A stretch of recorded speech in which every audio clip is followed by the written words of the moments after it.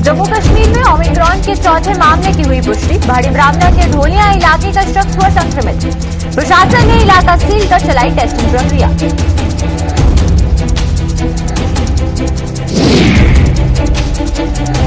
हर्षोल्लास के साथ मनाया जा रहा है क्रिसमस का त्योहार। जम्मू कश्मीर के तमाम गिरजाघरों में भी प्रार्थना सभाएं। हर धर्म के लोगों ने एक दूसरे को दी पर्व की शुभकामनाएं।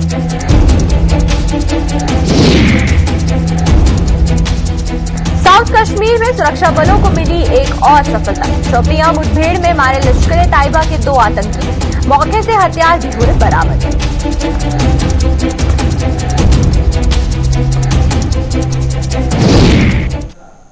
नमस्कार, जम्मू कश्मीर की खास खबरें देख रहे हैं आप सब और मैं हूं आपके साथ पल्लवी चंपौल। तो चलिए शुरुआत करते हैं आज के जम्मू कश्मीर की खास खबरों की। जम्मू कश्मीर में कोरोना के नए वेरिएंट ओमिक्रॉन के चौथे मामले की पुष्टि हो चुकी है। सावा जिले के ढोलिया इलाके का एक शख्स इस वेरिएंट से संक्रमित पाया गया है, जिससे स्वास्थ्य विभाग में हड़कंप मच गया है। ये शख्स ढोलिया के वार्ड नंबर 9 का निवासी है, जिसके चलते प्रशासन ने पूरे इलाके को सील कर लोगों की कोविड जांच की प्रक्रिया शुरू कर दी है। बड़ी ब्राह्मणा के नायब तहसीलदार अर्जुन सिंह ने इसकी पुष्टि की है। बताया जा रहा है कि ओमिक्रॉन से संक्रमित पाया गया ये शख्स जम्मू के तालाब तिलो इलाके में पिछले दिनों ओमिक्रॉन से पीड़ित पाई गई महिलाओं के संपर्क में आया था।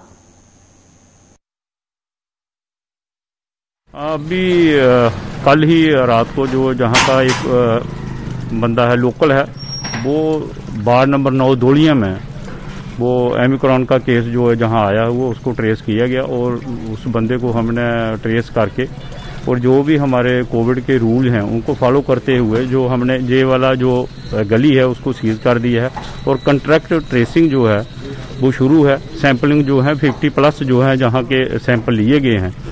उसके बाद जैसे जैसे भी जो इनके जो कॉन्ट्रैक्ट में जो लोग आए हैं जहाँ पे, जैसे दुकानदार है जहाँ नियर जितने भी लोग हैं उनके साथ जहाँ जहाँ भी उसका कॉन्टैक्ट है वो सब की हम कॉन्टैक्ट ट्रेसिंग जो है वो सैंपलिंग जो है वो ले रहे हैं। तो आगे देखते हैं कि उनका अब रिजल्ट क्या आता है। जैसे जैसे उसका जो रिजल्ट आएगा उसके बाद जो भी रूल्स होंगे उसको हम फॉलो करें। देश विदेश में आज क्रिसमस का त्योहार हर्षोल्लास के साथ मनाया जा रहा है। क्रिसमस के त्योहार पर हालांकि इस बार भी कोरोना का काला साया पड़ा है, लेकिन क्रिश्चियन समुदाय के साथ साथ अन्य धर्मों के लोग भी नियमों का पालन करते हुए आज गिरजाघरों में अपनी भगवान यीशु मसीह और मदर मैरी के प्रति अपनी आस्था का परिचय दे रहे हैं। क्रिश्चियन समुदाय के अलावा दूसरे धर्म के लोगों ने भी काफी संख्या में प्रार्थना सभाओं में हिस्सा लेकर एक दूसरे को क्रिसमस की मुबारकबाद दी। चर्चों में सुबह से ही श्रद्धालुओं का तांता लगा हुआ है। हर ओर पर्व का उत्साह देखते ही बन रहा है। वहीं पर खासकर बच्चे खूब मौज मस्ती करते हुए दिख रहे हैं। जश्न की शुरुआत तो कुछ दिन पहले से ही हो गई थी, लेकिन क्रिसमस की पूर्व संध्या से लेकर लगातार खुशियां मनाई जा रही हैं। बात करें अगर जम्मू की, तो यहाँ अभी गिरजाघरों को बेहद ही खूबसूरत ढंग से सजाया गया है, जहां लोगों ने आज आराधना कर देश की सुख समृद्धि के साथ साथ कोरोना महामारी के जल्द खात्मे की मन्नतें मांगी। वहीं पर आज श्रीनगर में भी आज मौलाना रोड स्थित कैथोलिक चर्च में लोगों ने इस पर्व की परंपराएं बखूबी निभाई। ईश्वर जो चाहता है वो हमेशा हमारे जरिए पूर्ण होता रहे, इसलिए आज की इस खुशी के दिन मैं आप सबों को प्यार का, शांति का संदेश देता हूँ और विनती करता हूँ प्रभु से कि ईश्वर का बेटा ईसा मसीह हमारे जीवन में आए, हमारे हर एक के जीवन में आए, आप सबको विशेष तौर पे आशीष प्रदान करे, आपके दुख दर्द मुसीबतें वो हल्का करे। विशेष तौर पे हमारे जम्मू कश्मीर में शांति प्रस्तावित करने के लिए, आतंकवाद को दूर करने के लिए हमें ज्ञान दे, क्योंकि हम सब लोग ईश्वर के बच्चे हैं और हम बातचीत के द्वारा हर एक समस्या का हल निकाल सकते हैं। हम आज के इस विशेष दिन हमारे जम्मू कश्मीर के नेताओं के लिए, अधिकारियों के लिए भी प्रार्थना करते हैं, हर एक परिवार के लिए दुआ करते हैं ताकि ईश्वर का बेटा आपके जीवन में जन्म ले, आपको वो ज्ञान प्रदान करे और इस प्रकार से हमारे इस राज्य में शांति प्रस्तावित हो। ईश्वर आपको आशीष दे। Thank you. आज हम पूरी दुनिया में बहुत अच्छे तरीके से मनाया जा रहा है और हमारे जम्मू में भी और हम अपने चर्च में भी बहुत अच्छे तरीके से मना रहे हैं। छोटे बड़े बच्चे, बड़े बुजुर्ग सभी लोग अच्छे तरीके से मना रहे हैं। मैं इस शुभ दिन पे सभी देशवासियों को और मुबारकबाद देता हूँ और कामना करता हूँ खुदावंत से कि जो भी हमारे देश में कोई भी किसी भी तरीके की डिस्टर्बेंस है, कोई भी किसी तरीके के प्रॉब्लम है, वो सारे खत्म हो जाए और आराम से दुनिया लोग अपने अपने घरों में जिए। और जो कोरोना का चल रहा है, मैं भी ये भी इसके लिए भी खुदावन से प्रार्थना करता हूँ कि जल्दी से जल्दी ये भी हमारे हिंदुस्तान से, हमारे जम्मू कश्मीर से और पूरी दुनिया से ये खत्म हो जाए। यीशु मसीह का जन्म हुआ है, जो दुनिया के निजात देना हम माने जाते हैं। जिस तरह बाइबल में लिखा है, इब्तिदा में कलाम था, कलाम खुदा था और कलाम हमारे साथ है। तो वही चीज़ है कि आज हमारे जिंदा खुदावंद की पैदाश का दिन है, जो हम बड़ी धूमधाम से मनाते हैं। आप देख रहे हैं कि यहाँ के बच्चे लोग सब कैसे झूम रहे हैं। खास करके यहाँ पर जितनी भी प्रार्थनाएं हुई, सब हमारी खास करके वादी कश्मीर के लिए हुई। यहाँ अमन और शांति आए और जो भी यहाँ भाईचारा चल रहा है, शुरू से हो रहा है, वो हमेशा कायम रहे। हम यही दुआ करते हैं कि यहाँ का भाईचारा हमेशा चलता रहे और ऐसे हम एक दूसरे से मिलते रहें। आप देख रहे हैं कि यहाँ मीडिया के कितने लोग आए हैं, सब हमें मिलते हैं, ऐसे मिलते हैं, हमेशा ऐसे ही हमारे साथ प्यार से पेश आते हैं। जब भी हमें किसी चीज़ की ज़रूरत, कुछ परेशानी होती है, ये हमारे साथ होते हैं। इसलिए हम हमेशा यही दुआ करते हैं, जैसा भाईचारा हमारा आज है वैसा हमेशा रहे। हमारे साथ प्रशासन जितना भी हमारे साथ था, आज भी हमारे साथ है। हम जितने भी यहाँ के मतलब लोग हैं, हम सबका शुक्रगुजार हैं।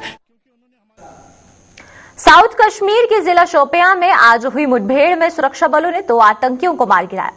मारे गए दोनों आतंकियों की पहचान सज्जाद अहमद निवासी शोपियां और बासित अहमद निवासी पुलवामा के रूप में की गई है, जिनके कब्जे से 2 AK-47 राइफल, 4 मैगजीन और 32 राउंड बरामद किए गए हैं। इन दोनों आतंकियों को मारने से पहले सुरक्षा बलों ने कई बार सरेंडर करने का मौका भी दिया, लेकिन दोनों ने गोलाबारी जारी रखी और अंत में सुरक्षा बलों ने इन्हें ढेर कर दिया।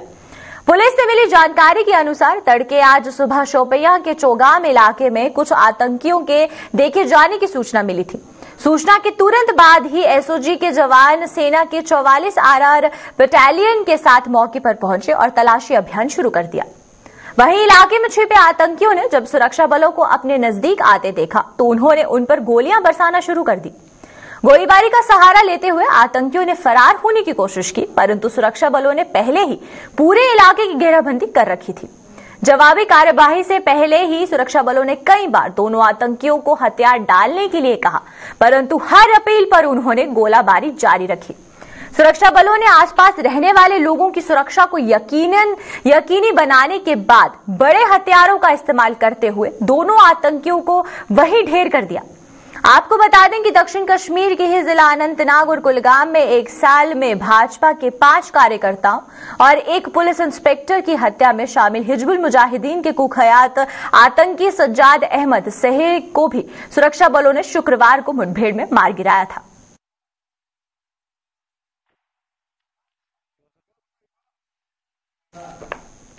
पूर्व प्रधानमंत्री स्वर्गीय अटल बिहारी वाजपेयी के जन्म दिवस को आज देश भर में सुशासन दिवस के रूप में मनाया जा रहा है।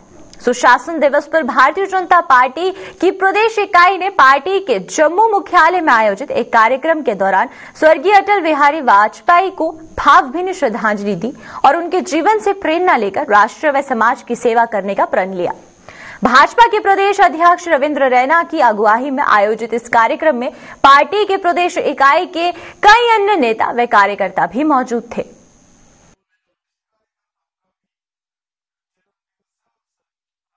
भारत रत्न, हमारे देश के अनमोल रत्न परम श्रद्धेय अटल बिहारी वाजपेयी साहब का आज जन्म दिवस है और पूरे भारतवर्ष में आज करोड़ों करोड़ देशवासी श्रद्धेय अटल बिहारी वाजपेयी जी को उनके जन्म दिवस पर उन्हें शत शत नमन कर रहे हैं, कोटि कोटि वंदन कर रहे हैं। आज उनके जन्म दिवस को पूरे भारतवर्ष में सुशासन दिवस के नाते से मनाया जा रहा है। हम सब जानते हैं स्वर्गीय अटल बिहारी वाजपेयी साहब जो एक बहुत ही प्रखर राष्ट्र भक्त व्यक्तित्व के धनी व्यक्ति थे, उन्होंने अपना पूरा जीवन देश के लिए और समाज के लिए लगाया। आज उनके इस जन्म दिवस के इस पावन दिन पर करोड़ों करोड़ भारतवासी यह संकल्प लेते हैं कि हमारे प्रेरणा स्रोत अटल बिहारी वाजपेयी जी के जीवन से प्रेरणा लेकर हम सब भी राष्ट्र, समाज और देश की सेवा में हमेशा अग्रणी रहेंगे। जम्मू में भाजपा मुख्यालय के साथ साथ पार्टी के विभिन्न इकाइयों व मंडलों ने भी आज स्वर्गीय अटल बिहारी वाजपेयी के जन्म दिवस को सुशासन दिवस के रूप में मनाकर उन्हें श्रद्धांजलि दी। भारतीय जनता पार्टी के चक्रोही मंडल के पूर्व मंत्री व भाजपा के प्रदेश उपाध्यक्ष श्यामलाल चौधरी की अगुवाई में एक कार्यक्रम का आयोजन कर स्वर्गीय वाजपेयी को श्रद्धांजलि दी गई। वहीं पर भाजपा ने के जम्मू स्थित जिला कार्यालय उधमपुर और भाजपा की अनंतनाग इकाई ने भी सुशासन दिवस पर स्वर्गीय वाजपेयी को नमन किया।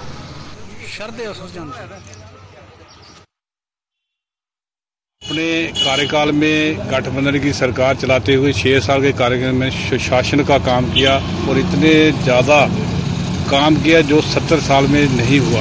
उसमें उसने हर किस्म की प्लानिंग की, चाहे रोड वाइडनिंग का काम था, दरियाओं को जोड़ने का काम था, कनेक्टिविटी, और हर क्षेत्र में अच्छा काम किया।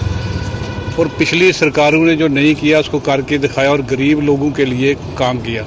और 6 साल कार्यकाल में हिंदुस्तान का नक्शा बदल दिया। अगर एक टेन्योर स्कोर मिलता था, आज देश का दिशा कुछ और होती। और उसके बाद 10 साल का जो कार्यकाल कांग्रेस का रहा, जो रिमोट कंट्रोल का प्रधानमंत्री रहा, और 10 साल में करप्शन का और आए दिन घोटालों का काल रहा। और उसके बाद 2014 में दोबारा भारतीय जनता पार्टी की बहुमत की सरकार बनी, जिसकी कमान देश के प्रधानमंत्री नरेंद्र भाई मोदी ने संभाली।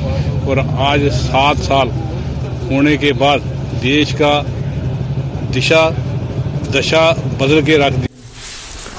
आज भारत रत्न श्री अटल बिहारी वाजपेयी जी, आज जिनके जन्मदिन पर सुशासन दिवस के रूप में हम लोग 2014 से जब माननीय यशस्वी प्रधानमंत्री श्री नरेंद्र भाई मोदी जी ने आह्वान किया था कि इसको सुशासन दिवस के रूप में हम बनाएंगे, आज हर जगह पे पूरे देश भर के अंदर, विश्व भर के अंदर आज माननीय अटल बिहारी वाजपेयी जी का हम जन्मदिन धूमधाम से मना रहे हैं। और इस सुशासन दिवस के अवसर पर जो उन्होंने कार्य किए, और 3 कार्य जो महत्वपूर्ण हम लोग याद करते हैं सुशासन के लिए।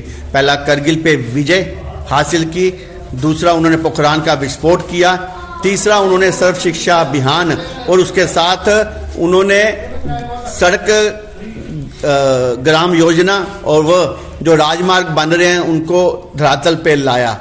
और अटल बिहारी वाजपेयी जी का मिशन था सबका साथ, सबका विकास, सबका विश्वास। उसी मिशन को नरेंद्र मोदी जी आगे ले जा रहे हैं। उसके नेतृत्व में जो भी कार्यकर्ता पूरे देश भर में भारतीय जनता पार्टी का कार्यकर्ता आपको मिलेगा, वो आपको यही सेवा कार्य में आपको मिलेगा। भारतीय जनता पार्टी की नीतियों से खुश होकर गांव हंसा के कई लोगों ने भाजपा का दामन थामा, जिनका पूर्व मंत्री व पार्टी के प्रदेश उपाध्यक्ष श्यामलाल चौधरी ने हार पहनाकर स्वागत किया। श्यामलाल चौधरी ने कहा कि इन लोगों के भाजपा में शामिल होने से पार्टी को और मजबूती मिली है। उन्होंने इस मौके पर मौजूदा लोगों को भाजपा द्वारा जनहित में लागू की गई केंद्रीय योजनाओं का लाभ लेने व इनका प्रचार प्रसार करने का आह्वान भी किया। पार्टी ज्वाइन की है, नहीं मुबारकबाद देने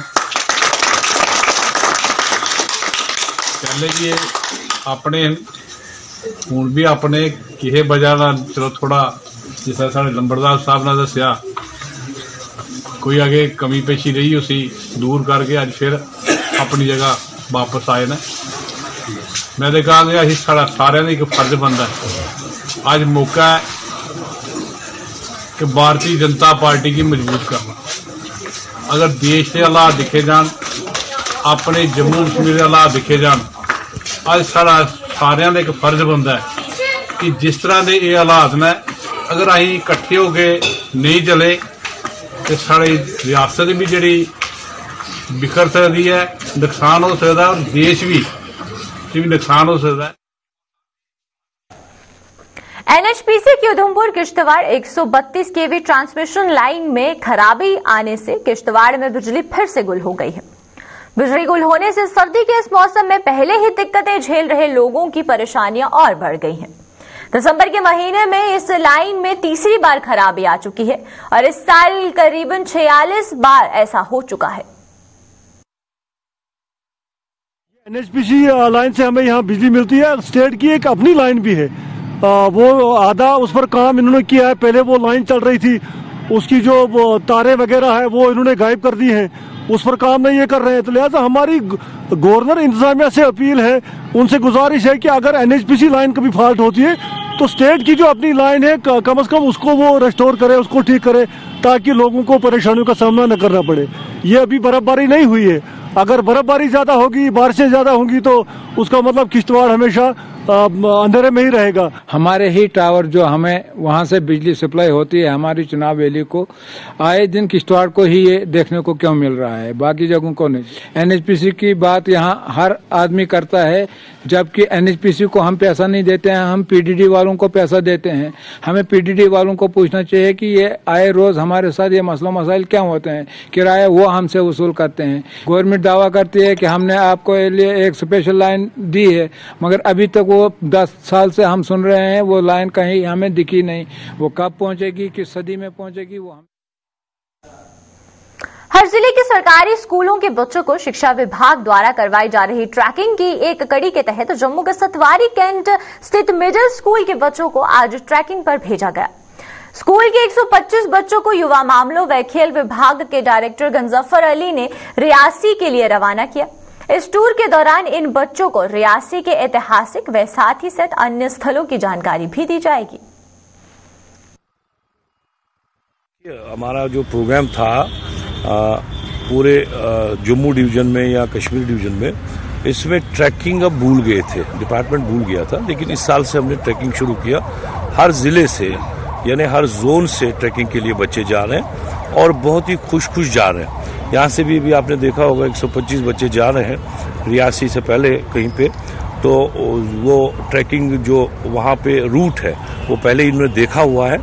बड़ी मेहनत से बच्चे, चूंकि इस वक्त कोविड है, इसमें बच्चों को लाना और उनको तैयार करना, ये भी एक बड़ा ये जबरदस्त काम है जो डिपार्टमेंट के अधिकारी कर रहे हैं। तरुण शर्मा अखिल भारतीय गुरुकुल गौशाला अनुसंधान संस्था की जम्मू कश्मीर इकाई के अध्यक्ष चुने गए हैं।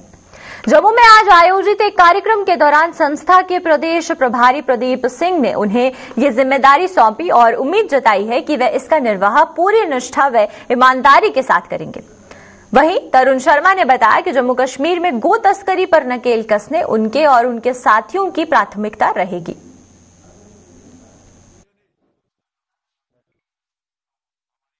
में तरुण शर्मा जी हैं, आज इनको युवा स्टेट जो हमारे जो इनको हम यहाँ पर वो अध्यक्ष के रूप में आज सम्मानित कर रहे हैं। और इनके आने से हमें लगता है कि ये जो संगठन है हमारा और मजबूत होगा और हमें पूरी उम्मीद है कि ये हमारे साथ जो हमारी जो स्टेट टीम है उसके साथ मिलकर ये इस संगठन को और मजबूत करेंगे। जैसे आप जानते हैं कि हर परिवार में जो एक संचालन करने वाले अलग होते हैं और एक जो शक्ति होती है वो युवा शक्ति है। अगर युवा शक्ति है तो बल है, अगर बल है तो विजय है। आज हमारे बीच में ये जो तरुण शर्मा जी हैं, ये एक बड़ी बहुत सी संस्था से जुड़े हुए हैं और इनके साथ हमारी संगठन के साथ जो और जितनी मजबूरी होगी मजबूत हो गए हम। और जिस तरह से तस्कर बिना खौफ के अपना काम कर रहे हैं, किस तरह से घाटी में गौ माता को लेके जाया जाता है और वहां पर उसका क्या दुर्दशा की जाती है, ये सब बातें जो है वो हमारे ध्यान में है। आने वाले दिनों में इसमें आगे किस प्रकार की रणनीति बनानी है और किस प्रकार से पूरे प्रदेश स्तर में इस काम को हमने आगे लेके जाना है और जन जन तक, और गाय को सिर्फ जीवन और मरण तक की हमें सीमित नहीं रखना है, उसको हमने उससे आगे भी लेके जाना है। हमारा दायित्व केवल इतना नहीं होना चाहिए, हमारा दायित्व बहुत बड़ा है और इसी विषय में आज संगठन ने मुझे एक जिम्मेदारी यहाँ पर देने जा रहे हैं। मैं बहुत बहुत धन्यवाद करता हूँ अपने संगठन का। और आने वाले दिनों में आप देखेंगे कि पूरे प्रदेश स्तर में, हर जिला स्तर पर हम किस तरह से गौ सेवा का काम जो है वो पूरे जोर शोर से करेंगे। जम्मू के जीएमसी अस्पताल में कोविड के 2 और मरीज भर्ती होने से जीएमसी व इसके सहयोगी अस्पतालों में भर्ती कोरोना संक्रमितों की संख्या 11 हो गई है। इनमें से 7 मरीज जीएमसी जबकि 4 मरीज डीआरडीओ अस्पताल में भर्ती हैं। डीआरडीओ अस्पताल में भर्ती 4 मरीजों में से 2 अंतर्राष्ट्रीय यात्री है, जिनमें से एक दुबई जबकि दूसरा अमेरिका से वापस लौटा था। इन दोनों के कोरोना से संक्रमित पाए जाने पर इनके सैंपल जीनोम सीक्वेंसिंग के लिए दिल्ली स्थित लैब में भेजे गए हैं, जिसकी रिपोर्ट का इंतजार किया जा रहा है। डॉक्टरों के मुताबिक ओमिक्रॉन के अलावा कोविड के कई अन्य वेरिएंट भी मौजूद हैं और आने की पूरी संभावना जताई जा रही है। लिहाजा लोगों को कोविड एप्रोप्रिएट बिहेवियर से हर हालत में समझौता करना होगा। हमारे पास गवर्नमेंट मेडिकल कॉलेज और एसोसिएटेड हॉस्पिटल में 2 पेशेंट जो हैं कोविड-19 के एडमिट हुए हैं। कोई भी पेशेंट जो हमारे पास पहले से एडमिटेड थे उनमें से कोई भी पेशेंट हमने डिस्चार्ज नहीं किए हैं। अभी कुल मिला के हमारे पास 11 पेशेंट्स एडमिटेड हैं, जिनमें से 7 पेशेंट्स बख्शीनगर वाले हॉस्पिटल में एडमिट हैं और 4 पेशेंट जो है हमारे डीआरडीओ हॉस्पिटल भगवती नगर में एडमिट हैं। जो भगवती नगर में एडमिट है उनमें से मैं आपको बताना चाहूँगा कि 2 पेशेंट जो हैं वो फॉरेन ट्रेवलर्स हैं, जिनमें से एक दुबई से आए हैं और एक अमेरिका से आए हुए हैं। दोनों जो हैं वो अभी अंडर ट्रीटमेंट है और अच्छी तरह से रिस्पॉन्ड कर रहे हैं। उनकी आरटीपीसीआर टेस्टिंग जो है वो भेजी हुई है और उनका जीनोम सीक्वेंसिंग के लिए भी जो है कंसर्न अथॉरिटीज ने वो भेज दिया है। तो इनका जो एज पर गाइडलाइंस जो होता है कि 10वें दिन जो है हम इनका दोबारा से आरटीपीसीआर सैंपल जो है वो भेजते हैं। अगर वो नेगेटिव आता है तो फिर हम इनको डिस्चार्ज कर देते हैं। सो इन प्रिवेलिंग सर्कमस्टांसेस में आगे भी जो है नए नए वेरिएंट्स जो हैं वो डिटेक्ट हो सकते हैं। तो इन सब से बचने के लिए सबसे इम्पोर्टेंट चीज है कि हम मास्क पहने, सोशल डिस्टेंसिंग की पालना करें और अपने हाथों की सफाई का जो है वो ध्यान रखें। और साथ साथ आपके कांटेक्ट में अगर कोई लोग आते हैं इस दौरान तो उनको भी आप इन्फॉर्म करिए ताकि वो भी अपना टेस्ट करवाए और ये अगर पॉजिटिव आते हैं तो उनका भी हम ट्रीटमेंट करवा सके। सो इससे जो है हमारा जो कंटेनमेंट है इस डिजीज के स्प्रेड का वो बहुत अच्छे तरीके से कर सकते हैं और हमको बताया जा रहा है उसके इफेक्ट से हम अपने आप को, अपने परिवार को और अपने समाज को जरूर बचा सकते हैं। ओमिक्रॉन के खतरे से देश भर में एक और जहां कई राज्यों और केंद्र शासित प्रदेशों ने पाबंदियां लगाना शुरू कर दी है, वहीं ज्यादातर लोग आने वाले समय में संभावित तबाही से बेखबर हैं। जम्मू के बाजारों में इसका जीता जागता सबूत साफ देखा जा रहा है। यहां उमड़ी भीड़ और बिना मास्क के घूम रहे लोग एक बड़ा खतरा साबित हो रहे हैं। आलम यह है कि पुलिस प्रशासन भी ऐसे लोगों के प्रति आंखें मूंदे हुए है और इन पर कोई भी कार्यवाही करने से परहेज कर रहा है। लोग इतने बेशर्म और बेहया हो चुके हैं कि उन्हें ना तो अपनी और ना ही अन्य लोगों की कोई फिक्र है। स्वास्थ्य विभाग द्वारा बार बार चेतावनी के बावजूद भी लोगों पर कोई असर नहीं हो रहा है। यहां ये कहना गलत नहीं होगा कि ऐसे लोगों के चालान काटना या फिर इनमें मास्क वितरित करने के बजाय इन्हें अगर हवालात की हवा खिलाई जाए तो ही ये मास्क की अहमियत को समझ पाएंगे। आज यहाँ पे मास्क नहीं पहन रहे हैं, ये अपने लिए तो खतरा पैदा कर ही रहे हैं, साथ में पूरे समाज के लिए, हमारे राज्य के लिए, देश के लिए, पूरी दुनिया के लिए ये खतरा पैदा कर रहे हैं। मेरी आपके चैनल के माध्यम से जो जहाँ की जनता है उससे ये अपील है, जिस तरीके से नया वेरिएंट ओमिक्रॉन ने पूरी दुनिया के अंदर जो दस्तक दी है तो उससे जान माल का नुकसान हो सकता है, दोबारा से लॉकडाउन हो सकता है। इन चीज़ों से बचने के लिए हम सबको ये प्रण कर लेना चाहिए कि हम सब मास्क जरूर पहने और इसके लिए लोगों को अवेयर होना चाहिए। और दूसरी ये बात है कि जो लोग बगैर मास्क के इधर उधर घूम रहे हैं, ठीक है, जो भी चीज़ है लेकिन उसको प्यार से, आराम से उठना बैठना, जो बुजुर्ग हैं उनको भी, जो बच्चे हैं उनको भी, जो जवान हैं, ये यही है कि इनको सबको अलर्ट होना चाहिए, मास्क डालना चाहिए। क्योंकि अभी जो नया कोरोना आ रहा है, कुछ केसेस जो हमारे जम्मू कश्मीर में आए हैं, तो उसके लिए भी मैं लोगों को अलर्ट करना चाहता हूँ कि मेहरबानी करके ये मास्क है इनको डालिए और अपने आप को सेफ रखिए और दूसरों को भी सेफ करिए। सरकार की ओर से सड़कों का जाल बिछाया जा रहा है। कई जगहों पर ट्रैक्टर रोड निकालकर लोगों को सुविधा दी गई, लेकिन ऐसे सड़क रास्तों पर बारिश के मौसम में चलना फिरना मुश्किल हो जाता है। ऐसा ही एक रूट जम्मू जिले के नगरोटा की पंचायत पंजग्राई के गांव कयोरा का है, जहां पर कच्चा रास्ता होने के कारण स्थानीय लोगों को काफी दिक्कतों का सामना करना पड़ रहा है। स्थानीय लोगों ने सरकार से मांग की है कि इस रोड पर ध्यान देकर यहां पर जल्द से जल्द ब्लैक टॉपिंग की जाए।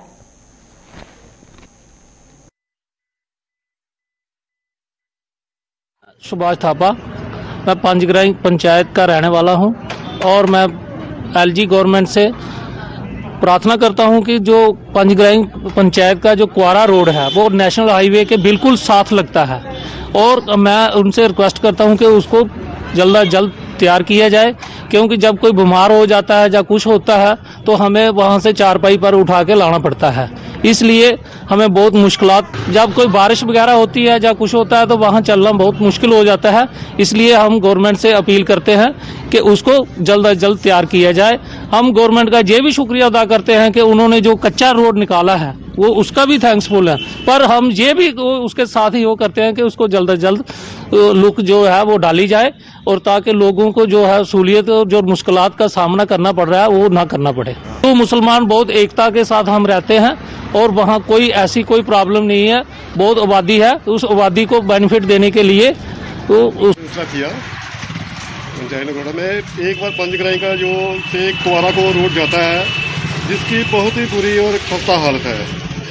मुझे बड़े अफसोस है, कहना है इतनी देर के बाद इतने कम से कम 250-500 के करीब वहाँ की जनसंख्या है, पर बरसों से उस रोड को कोई डेवलपमेंट नहीं हुई है। ना वहाँ कच्चा, ना रूरल डेवलपमेंट ने बनाया हुआ है, ना PWD ने, किसने भी उसकी तरफ ध्यान नहीं दिया है। मेरी गवर्नमेंट से ये दरख्वास्त है कि उसको उस रोड पर भी ध्यान दिया जाए, उसको चाहे रूरल डेवलपमेंट बनवाए, चाहे अपना ब्लॉक वाले बनवाएं, या PMGY स्कीम जो रोड की है वो बनवाए।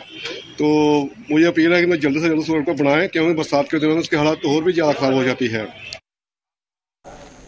तो चलिए अब तक की जम्मू कश्मीर की खास खबरों में फिलहाल इतना ही। मुझे दीजिए इजाजत, नमस्कार।